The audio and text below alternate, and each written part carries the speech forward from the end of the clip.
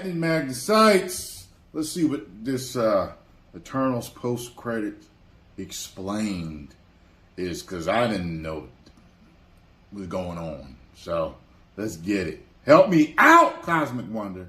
Make sure y'all subscribe to him down Tyrone Magnus. What's going on, everybody? It's Warren. Welcome back to the Cosmic Wonder. And if you're here, you probably just saw Eternals and want to know what those post-credit scenes are about. Yeah. Now, I've been hearing that a lot of people are confused about these two post-credit scenes, even after watching some breakdowns. So my goal is going to be to explain it in the most simplistic way possible. Thank you. I've actually noticed that a few people have gotten one of the post-credit scenes wrong. This is not their fault. The director, Chloe Zhao, came out after and revealed a certain key part to one of the post-credit scenes, adding clarity and confirming one thing. And of course, I'll break that down. And needless to say, this is a post-credit scene explanation video, so if you're trying to avoid spoilers, you should click away. Also, be sure to subscribe and hit that bell to stay up to date on the MCU, and if you'd like a chance to win a Spider-Man action figure, subscribe to my channel and the channel Cosmic Culture, and leave some comments on some videos. Also, right now, let me know what you thought about the Eternals. Did you like it, or did you not like it? Now, the first mid-credit scene is the one that introduces the one and only Harry Styles. And not to brag, but I did report on this over a year ago, so it's pretty cool to see it happen. But here is what's happening in the mid-credit scene. Now, at the very end of the movie, before the mid-credit scene, Arishem arrives and he takes Cersei, Kingo, and Phastos. He would have taken the other Eternals, but they are on a ship in the middle of space somewhere, not on Earth. Arishem says, "You have chosen to sacrifice a celestial for the people of this Earth." He then says, "I will spare them, but your memories will show if they are worthy to live, and I will return for judgment." He then takes Cersei, Kingo, and Phastos with him, and he's going to examine their memories to determine the fate of the people on Earth. This is where we get into the mid-credit scene.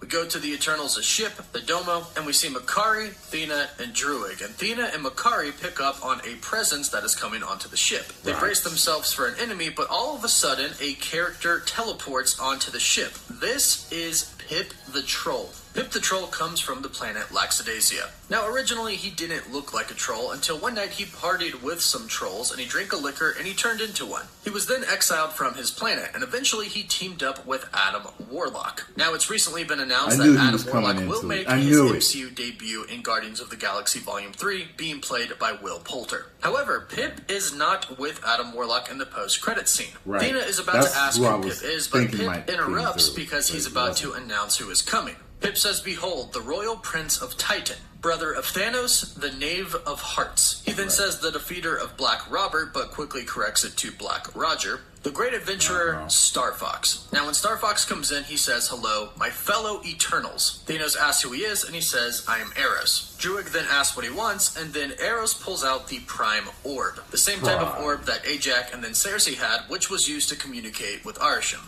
Eros then looks at the orb and says, "Your friends are in trouble, and we know where to find them." Okay, so let's break this down. Eros, aka Star Fox, is an Eternal. This is why he says, "Hello, my fellow Eternals." He is an Eternal in the comics, and his brother is indeed Thanos. Now, some people may be asking how that's possible. Thanos doesn't look anything like an Eternal. Well, in the comics, Thanos is indeed an Eternal. He was born of two eternal parents, Alars and Suisan. So Thanos was born an Eternal, but he inherited the deviant gene, which is why he looks all purple and all messed up. Gotcha. Eros' parents are also Thanos' parents. Eros is Thanos' younger brother. In the comics, the father, Alars, established an eternal settlement on Titan. You may remember Titan from Avengers Infinity War. Thanos said that it was his home. We won't dive too deep into this in this video. I'll save it for another one. Let's keep this video simple. When Eros says his friends are in trouble, it's obviously because Arishem has taken them. Now, Eros does have a Prime Orb. Since Alars, his father, was the one to establish a settlement on Titan, we could assume that his father had the Prime Orb and communicated with a Celestial. However, it does seem like Eros and perhaps a few other Eternals found out what the Celestials were doing, and much like the Eternals that we just watched, they decided to not go with what the Celestials wanted. It looks looks like Eros managed to flee and not get captured by a Celestial and is now trying to recruit other Eternals to go and save some of his fellow Eternals as well. Now the question is, where did Arishem take the other Eternals? They actually mentioned this in the movie. Arishem is explaining to Cersei how the Eternals were created, and he says that their home, where they were created, is called the World Forge. So this is going to be where they're going to be heading down the line in the MCU.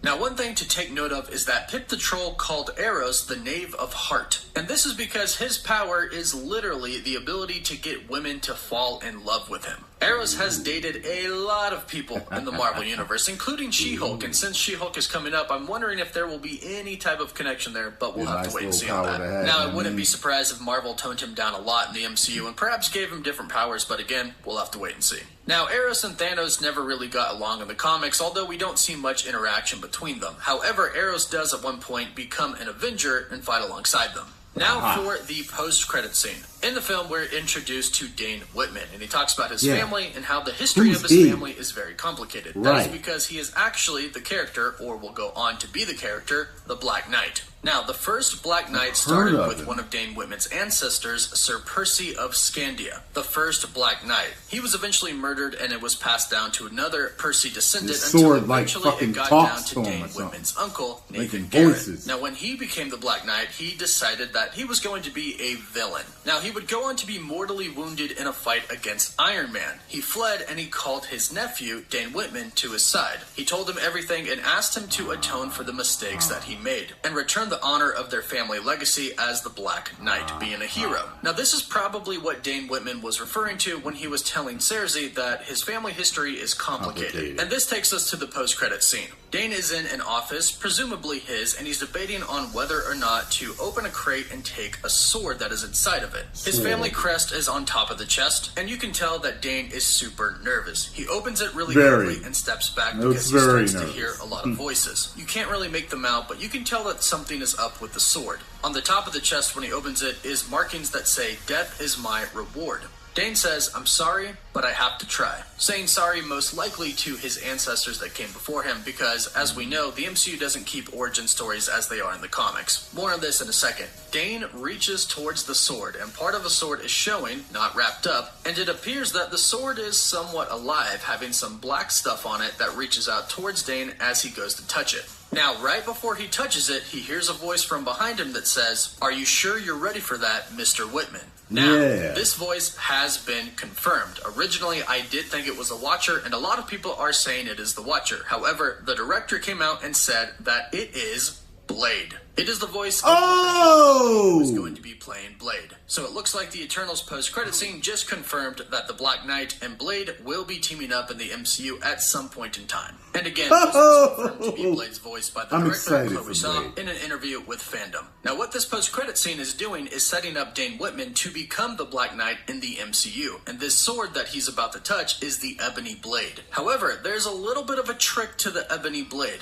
The blade was a magical blade forged by the wizard Merlin and Dane Whitman's ancestor, Sir Percy. It was formed from the Starstone meteorite. The blade is enchanted to cut through any object, it can prevent death of its wielder, and it can deflect any type of magic. However, it was also revealed to be cursed. Null, the symbiote god, revealed the true nature of the Ebony Blade. The curse was that it would slowly corrupt any user and cause a lust for violence, bloodshed, and death. According to Null, it can only be wielded by the impure of heart, drawing out their negative emotions until they become bloodthirsty berserkers. So yes, it's enchanted and can cut through anything and deflect magic, but it comes at a pretty high cost. Now, Dane most likely knows something about this, which is why he's so nervous to even open the chest. But this also means that he probably knows that once he grabs it, he will become the Black Knight. But like I mentioned, there is a pretty big curse that comes with it, which is why Blade shows up and says, "Are you sure you want to do that?" And those are the two Eternals post-credit scene. If you enjoyed the Eternals and want more breakdowns on what happened in the movie and the post-credit scenes, be sure to subscribe and hit that notification bell. Thank you very much, man. On any of the latest videos. Be sure to let me know. I'm glad I watched the this. Eternals in the comments down below. And for live updates, you can always follow me on Instagram, Twitter, and TikTok. As always, thank you all so much for watching.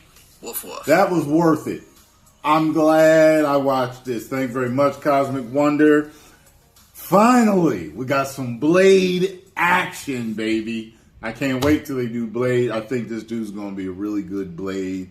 Love Wesley, even though they've recast it. I like this dude. He's a great actor. I think he's going to be a great Blade. So I'm very much looking forward to this. Post comments down below. Let me know what you think. Did you think it was going to be Blade? Did you understand the ending? Both post-credit? Let me know. 10 million subscribers. Woo!